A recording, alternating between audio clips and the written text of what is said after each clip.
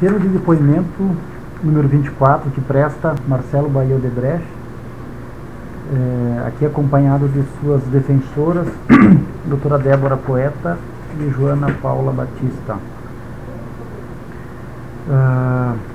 Marcelo, esse termo está sendo gravado, ele diz respeito ao acordo de colaboração premiada firmado com o Ministério Público Federal com base na Lei 12.850 de 2013. E eu te indago se tu estás aqui de forma espontânea e voluntária para participar. E se tu tens conhecimento de que os efeitos da colaboração premiada dependem do conteúdo da tua colaboração e ainda dos elementos que forem entregues ao Ministério Público. Somos advogados e estou espontaneamente. Muito bem. Marcelo, eu vou pedir para te falares então sobre o conteúdo do anexo 8.2, doações do PSDB com recursos de Caixa 2 para campanhas de Aécio Neves. Por favor. Que eu saiba, a relação com o Aécio, nossa, da organização como um todo, vem do início dos anos 2000. 2000 é onde começou a ter uma relação maior com o Aécio. Ele ainda era deputado federal. Nesse primeiro instante, não apenas a Aécio, mas o PSDB, mesmo no início do governo Lula, tinha uma influência grande no setor elétrico. Por alguma razão, que a gente não sabe precisar o porquê, mas Furnas continuava, mesmo no início do governo Lula, sob forte influência do PSDB e barra Aécio, quer dizer, dos dois, digamos assim, somente na diretoria do Dimas. Tá? E tinha a questão da CEMIG, que era um player também relevante no setor. Então, dentro da nossa lógica empresarial, e também era uma relação que eu estava começando na construtora, quem cuidava da relação de contribuições, qualquer pedido, naquela época, estou falando disso, 2000, era o Henrique, que era o responsável pelo nosso negócio de energia, que era quem tinha interesse na época com o PSDB, e principalmente ele lidava com o Dimas, que na época era um operador informal do PMDB, ou do PSB, do PSDB. Era um operador informal do PSDB e obviamente também era um cliente de Henrique lá em Furnas, e tinha influência ele também era um contato que o Henrique usava para conversar sobre CEMIG. Então, o padrinho da CEMIG, e eu vou detalhar um pouco como é que funcionava, quer dizer, a CEMIG, então, e essa diretoria de fundo era apadrinhada pelo PSDB, e o operador informal era o Dimas. Então, neste momento, foram feitas contribuições relevantes ao PSDB. Praticamente, com a assunção do governo Lula, passou a ser a grande interface nossa com o PSDB. Tá? Eu não sei precisar quanto dessas contribuições, eu nem sei se Henrique sabe precisar isso, quantas dessas contribuições foi do PSDB, foi para o Aécio, foi para outros candidatos, quanto isso foi de Caixa 2, isso com certeza, como é coisas antigas, não sei se precisar, se a pessoa sabe quanto foi Caixa 2, quanto foi oficial, quanto foi... Mas uma parte era para Aécio, outra parte era para candidatos, outra Caixa 2, outra isso. E eu sei que eram montantes relevantes. E a gente está falando de um montante da ordem, pelo menos 50 milhões.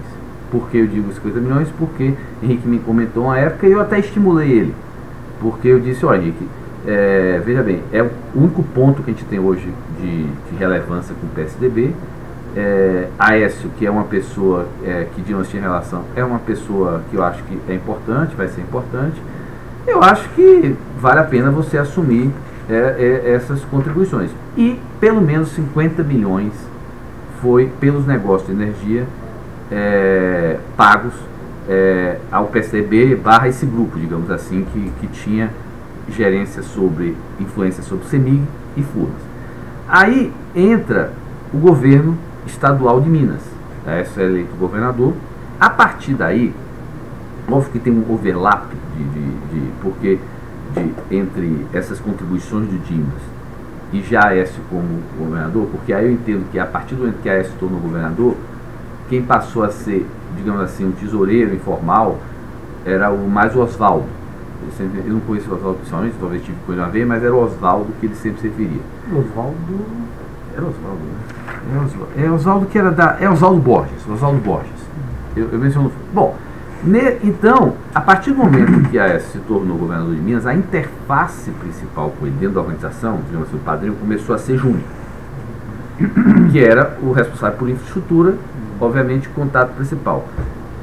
Júnior também começou a criar uma relação pessoal. A partir desse momento, eu também comecei a criar uma relação crescente com Aécio, então eu comecei a ter contatos mais constantes com ele, não só para discutir política, discutir tudo que é tipo de coisa, entendeu? A partir daí, enquanto ele era governo e na candidatura dele para o Senado e obviamente na sucessão dele com Anastasias, como se deu as contribuições, aí eu não tenho ideia com certeza foi relevante. Agora, as negociações se deram com a área de infraestrutura, ou Júnior, ou diretor local, mas as negociações se deram com a área de infraestrutura. E com um overlap da área de energia ainda por questão de Dimas, que foi diminuindo, porque teve um momento que saiu fora o assunto. Eu me lembro de ter tido várias reuniões com Aécio. Em algumas reuniões teve o presidente da CEMIG, o presidente de Andrade, Gutierrez. A gente tinha muito embate, nós e Andrade, por conta dos projetos Santo Antônio e Belo Monte. E a Andrade se usava do fato que ela tinha influência na CEMIG para complicar a nossa vida. Por exemplo, a CEMIG era um investidor importante em vários desses projetos, e a CEMIG dizia, para eu entrar nesse projeto como investidor, a Andrade tem que vir junto. E aí a gente usava a nossa relação com a Aécio para contrabalançar um pouquinho a influência que a Andrade tinha diretamente na CEMIG. Então a gente teve algumas reuniões com a presença que a Aécio, com a presença de Sérgio, para ver se apaziguava, alinhava as coisas. Então se discutiu esses temas basicamente voltado para a questão da influência, principalmente da CEMIG, que era sempre o investidor nesses projetos importantes. Aonde é que eu comecei a assumir e aí sim passar dentro da nossa, a definir valores de pagamentos? Foi a partir da campanha presidencial de 2014, quando a Aécio se tornou candidato. Aí a partir daí, dentro daquela nossa lógica empresarial, campanha presidencial era comigo. Então a primeira conversa que eu tive para definir a questão de valores com a Aécio foi ainda pré-campanha, onde o PSDB e ele precisava precisava ter gastos pré-campanha, e aí eu acertei com ele um valor de gastos pré-campanha, entendeu? Que depois ele tentou recuperar como foi operacionalizado, mas nem eu nem Júnior a gente se lembra, mas aparentemente pode ter sido até por doação oficial ao PSDB ou por Caixa 2, mas foram para gastos pré-campanha, e a gente bancou assim durante 10 meses com valores que eu não, mas foi algo entre mas aí que está o detalhe, eu me lembrava que era 500 mil por mês por 10 meses e aí a gente só conseguiu achar, não consegue, mas eram valores relevantes pré-campanha para 2014 e que foram operacionalizados ou pagos ao PSDB antes da abertura do comitê dele, ou para o Caixa 2. Mas isso foi alinhado, digamos assim, o PSDB para gastos pré-campanha. Esse foi o único, esse foi o valor que eu acertei com o Aécio, quer dizer, é um momento que não tinha aberto o comitê e o PSDB precisava isso para gastos pré-campanha, questão de pesquisa, essas coisas todas. Depois a gente fez uma doação oficial a Aécio, que no montante é mais ou menos equivalente ao montante para Dilma, que era mais ou menos 5 milhões. Deve ter feito também alguma contribuição, mas por volta de 2, 3 milhões no comitê do PSDB para ele. Ou seja, do ponto de vista oficial, a gente equilibrou o valor de Aécio com o valor de Dilma e ponto. Aí teve, na véspera do segundo turno, na véspera do primeiro turno, o Aécio estava naquela subida, estava aquela discussão se Dilma ganhava ou não no primeiro turno. Aécio tinha a chance de ir para o segundo turno, mas ele, acho que foi 2 coisas poucas, mas ele precisava um fôlego na véspera de recurso. E ele pediu um encontro comigo. Marcelo, eu sei que você já doou para aquela questão pré-campanha, eu sei que você já fez essa doação de 5 milhões, que ela via comitê, só que eu preciso. E eu disse para Aécio naquele momento, Aécio, a gente tinha a mesma limitação de Caixa 2, o causa daqueles problemas que ele está viabilizando. E eu falei, é complicado, porque eu não posso aparecer doando para você até na véspera mais do que para Dilma, tá? E aí a gente combinou, porque é aquela história, ele também tinha assumido compromissos de apoiar algumas candidaturas. E coincidia que eram pessoas que a gente tinha relação, gostaria de apoiar. Então, e a gente falou alguns nomes na época, eu me lembro do nome Agripino. A gente falou o nome de Agripino. Eu falei, pô, esse é um candidato que a gente não tem nenhum problema. Então a gente apoia e diz que o dinheiro veio por recomendação sua. Você não tem esse compromisso de apoiar ele? E aí eu combinei no final dessa reunião, olha, vamos fazer o seguinte, o Sérgio, que é o nosso diretor lá, procura o Oswaldo. O Júnior nessa época estava com um problema familiar, então não consegui falar com ele, porque o Júnior é o líder do Sérgio. Mas aí eu liguei direto para o Sérgio e falei, Sérgio, olha, alinhamos aqui que você procuraria o Oswaldo e acertaria o valor de 15. Me desliguei do assunto. Aparentemente, o que parece que ocorreu foi que por algum acaso, ou parcialmente ou totalmente, nem precisou esses valores. Parece que o Sérgio programou e depois cancelou vários. Entendeu? Mas aí com certeza ele deve estar no relato dele detalhando o que aconteceu.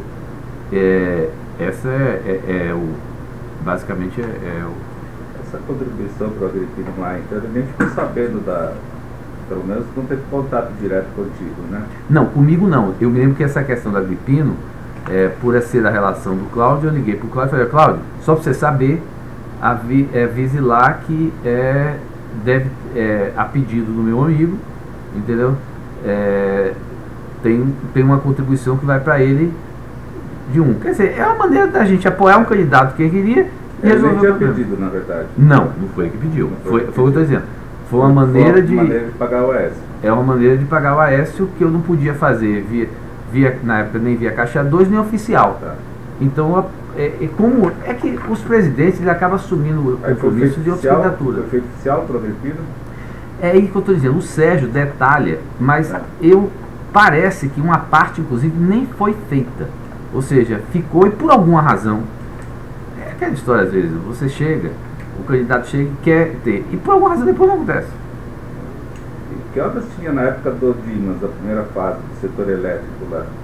O que vocês tinham lá para justificar a doação? Não, Dimas é o seguinte, Dimas, ele era, Furnas, a gente sempre foi um cliente nosso, e Dimas dele sempre, era o ponto de contato que na época o Henrique usava também para CEMIG. Eram dois clientes importantes. CEMIG e Furnas. Obra de... Ele tinha obra de hidrelétrica, basicamente. Furnas, E depois, na infraestrutura, que grandes obras de infraestrutura teve lá em Minas para justificar pagamento de... Não teve grandes obras de infraestrutura. Eu acho que aí as contribuições que Júnior deve ter acertado e até foram incentivadas sem precisar o valor, eu sempre incentivei ele a fazer isso, aí já era mais olhando a questão do projeto futuro de Aécio, entendeu? Eu comecei a ter uma relação com ele, então não teve grandes coisas em Minas Gerais, ou seja, talvez a gente tenha feito contribuições para as campanhas lá de Minas maiores do que justificava o próprio negócio em si, pela questão de olhar o futuro, entendeu? Acho que teve a questão do centro administrativo, basicamente, eu não sei se teve mais alguma coisa. Negócios, alguma obstrução, alguma questão assim que tinha que ser resolvida sobre essas doações?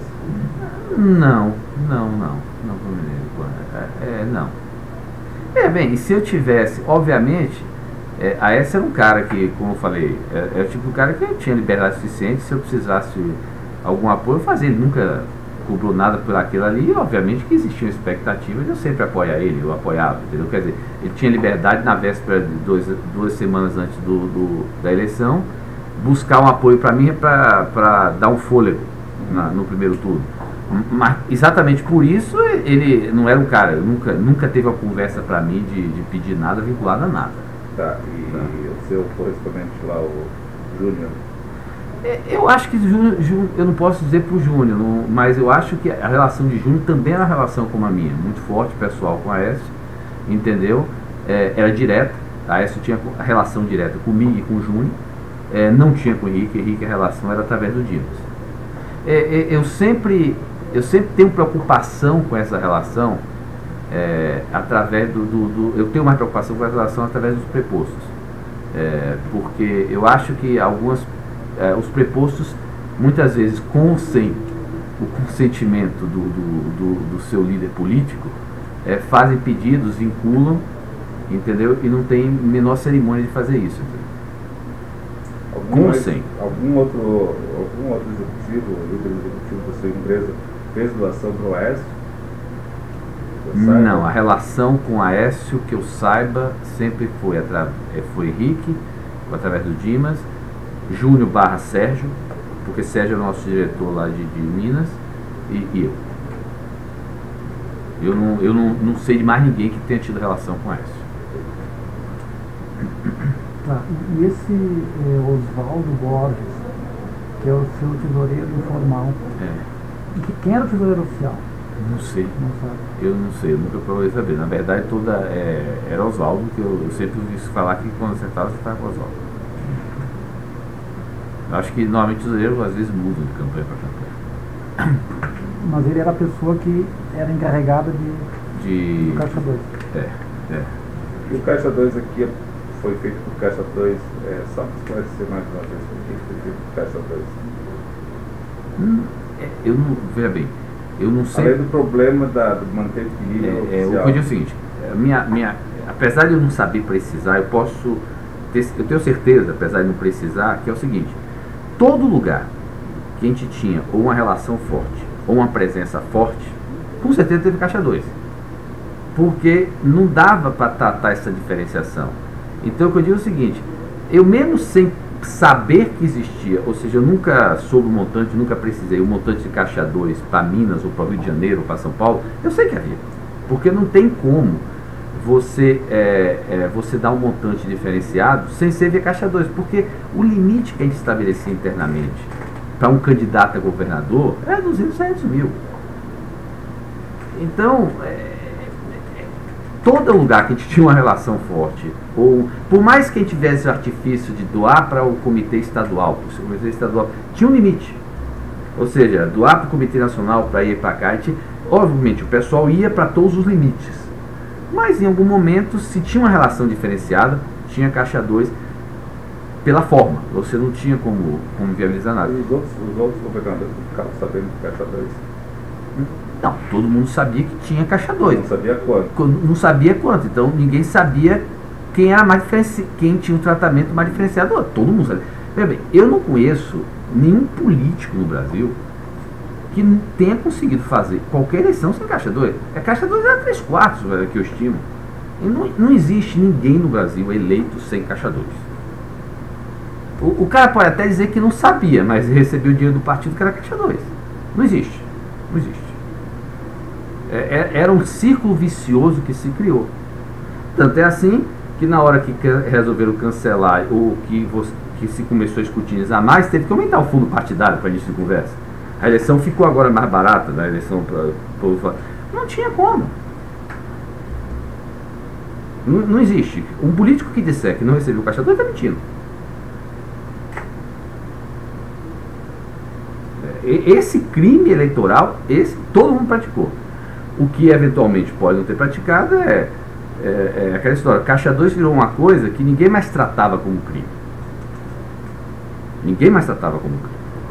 Caixa 2, só Caixa 2, mas quando está vinculado a alguma obra, não é mais Caixa 2. Né? Mas aí, é que eu digo, aí não necessariamente o problema está no Caixa 2. Às vezes você tem doação oficial vinculada a alguma coisa. É o que eu estou dizendo. Com o tempo, a ilicitude estava em como se acertou o valor. Ninguém mais tratava Caixa 2, todo mundo tratava Caixa 2 como uma coisa que era necessária. Fazia parte, João. Fazia parte, e aí o cara dizia, se eu não desse Caixa 2, como é que eu vou ser um candidato que vou mostrar uma prestação de campanha de 100 e meu concorrente vai mostrar 10? Tipo assim, entendeu? E também, eu vou dizer o seguinte, eu não sabia a época, mas através o que a gente foi às investigações, parece que também teve uma parte desse caixa 2 aí para as contribuições do PSDB de Minas, não sei quanto de essa, não teve também, parece que alguma coisa via marqueteiro, né? Que não era para ser, aquele princípio nosso que não pegar contrato. Exatamente. E de que casos específicos dá para saber? Não, eu soube, o pessoal fez a pesquisa agora, na época, a gente descobriu isso na época da... Porque era tipo da coisa, não era para ter. Não era para ter. Mas não foi autorizado por você, né? Não. Volto a afirmar, eu sabia não precisava me dizer, eu sabia que aonde a gente tinha relação diferenciada e onde a gente tinha presença forte, com toda certeza a gente apoiava muito. Se apoiava muito, tinha que ter caixa 2. Porque o caixa 1 era uma parte pequena da nossa contribuição. E que era o marqueteiro lá de Minas? Eu não sei. Eu soube depois que o pessoal começou as investigações para isso e foi identificado que uma parte do caixa 2 foi marqueteiro. Também não sei para que campanha específica. É isso, né? A senhora tem alguma consideração? Não. Então, dou por encerrado o termo de depoimento número 24.